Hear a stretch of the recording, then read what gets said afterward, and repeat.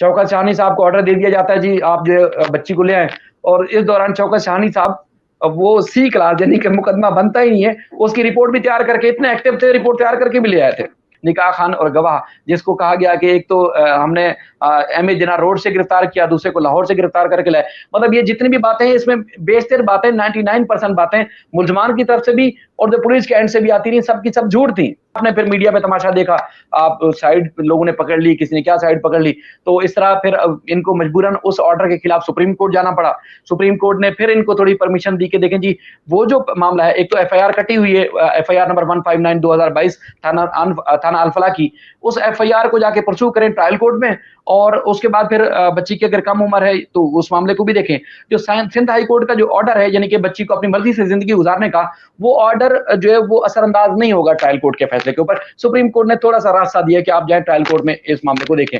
तो वहाँ पर भी आपको पता है यहाँ पार्टियाँ सरगर्म हो गई थी कि ये बच्ची ने सही किया है और ये मेहदी काज़मी या उनका खानदान। देखिए जाफरी साहब मैं बार-बार लोगों को कहता हूँ, यार मुझे हल्की-सी मतलब देखें जैसे सहाफ़ियों को खबरों की बू आती है।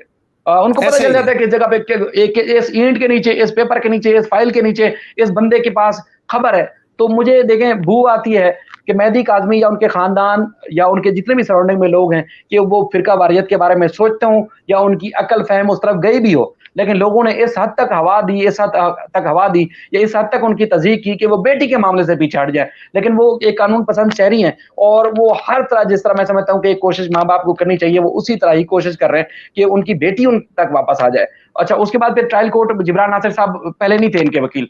जब ये मामला हो जाता है, तो उसके बाद फिर जिब्रान नासिर साहब सुप्रीम कोर्ट वाले मामले में जो है इन होते हैं, इससे पहले दूसरे वकील थे। उसके बाद फिर केस जो है मरा हुआ केस फिर सही सिमत की तरफ चला।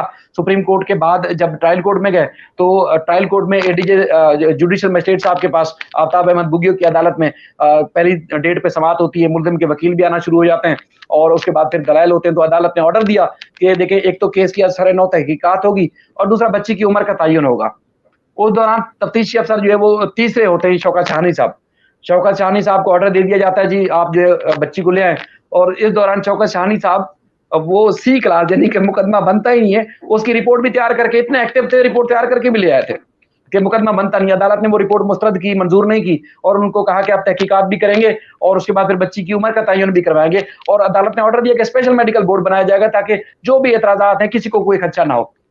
तो आपने देखा कि असर-ए-नौ तहकीकात भी हुई। उस दौरान भी पुलिस ने कुछ गफलत लापरवाही की, फिर हमारे सहाफ़ी दोस्त बीच में बाबर सलीम साहब आते हैं और उन्होंने जो सीडीआर निकाला, उसने भी केस का एक पासा पलटा और उसके बाद फिर जब बच्ची को लाहौर से दोबारा मेडिकल बोर्ड के लिए लाया जाता है, यहाँ सामने पेश किया जाता है, तो उस वक़्त भी माँ-बाप की तरफ तो हम देखते रहे, आपने वीडियोज़ में बहुत देखा होगा। कोशिश की जितना हम वीडियोज़ बना सकें ज़्यादा से ज़्यादा, तो वो हमने बनाई।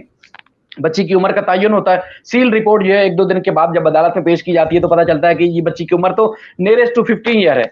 अच्छा आपने देखें जाफरी साहब बहुत सारे ऑर्डर्स पढ़े होंगे। एक तो ये है कि जज साहब लिखना शुरू करते हैं फलाँ वकील का मौक़िफ़, फलाँ वकील का मौक़िफ़, सरकार का मौक़िफ़। आखिर में अपना कंक्लूजन लिखते हैं कि हमारी जो हतमी राय है, वो हतमी राय क्या है कि उसका ये एक अपरेटिव पार्ट होता है, यानी कि एक हतमी फैसला जो होता है वो अदालत जारी करती है। तो इस मेडिकल बोर्ड की रिपोर्ट में भी यही था। मतलब जैसे एक जबड़े का जो ओपीजी जिसको कहते हैं जबड़े का एक्स-रे, उनकी उनकी उनके हिसाब से बच्ची की जो उम्र है वो 13 साल थी उस वक़्त, 13 साल। अच्छा, उसके बाद फिर जो ओसिफिकेशन टेस्ट करने वाले थे, उनके हिसाब से 17 साल थी। बाकी दीगर मजमूई जो बच्ची की रिपोर्ट जो जारी की गई, उसके हिसाब से नियरेस्ट टू 15 ईयर बच्ची की उम्र थी। यानी कि जो दस्तावेज़ात हैं, उससे आप दुरुस्त तस्लीम कर सकते हैं कि उसकी हद तक थी। लेकिन तमाम वो दस्तावेज़ात जो नादरा ने जारी की थी, वो जो पासपोर्ट था, बेस फार्म, स्कूल के सर्टिफ़िकेट, जितने भी जो कानूनी दस्तावेज़ात थी, जो 2015 में बनवाई गई थी, मेहदी काज़मी को तो नहीं पता था कि 2022 में उनके साथ ये सीन हो जाएगा। तो वो सारी दस्तावेज़ात के साथ कुछ मैच कर रही थी। उसके बाद फिर मतलब उसके बच्ची का कोई इल्म नहीं था कि बच्ची कहाँ चली गई, क्योंकि पुलिस को जल्दी थी कि बच्ची का उम्र का तयन होने के साथ-साथ फ़ौरन उसको वापस भेज दिया। और आपने देखा होगा कि सिर्फ़ बच्ची को लाने का ऑर्डर था, ज़हीर को मुल्ज़िम नहीं बनाया हुआ था पुलिस ने। 10 दीगर बीच में मुल्ज़मान को पकड़ के लाए थे। आपने वो वीडियोज़ भी देखी होगी कि पुलिस ने कोई जी, जी। 10-15 मुल्ज़मान, जिसमें एक 80 साला बुज़ुर्ग खातून भी थी और भी बहुत सारे पकड़ के ले आए। उनको भी जिस दिन पेश करना था, उस दिन शौकत शाहनी साहब के शायद पेट में दर्द हो गया था या पता नहीं क्या हो गया था, वो पेश नहीं हुए। तो लिंक जज ने उन तमाम 10 मुल्ज़मान को डिस्चार्ज कर दिया। 2 मुल्ज़मान पहले से जेल में थे, निकाह खान और गवाह, जिसको कहा गया कि एक तो हमने एमए जिन्ना रोड से गिरफ्तार किया, दूसरे को लाहौर से गिरफ्तार करके लाए। मतलब ये जितनी भी बातें हैं, इसमें बेशतर बातें 99% बातें मुल्ज़मान की तरफ से भी और जो पुलिस के एंड से भी आती रही, सब की सब झूठ थी। मतलब एक तो भी ड्रामा रचाया गया। यकीन माने अगर पहले दिन से भी अगर सही मानों में तफ्तीश हो जाती तो ये आज का जो आज इस वक्त भी हम जो दिन देख रहे हैं ये दिन ना देखना पड़ता।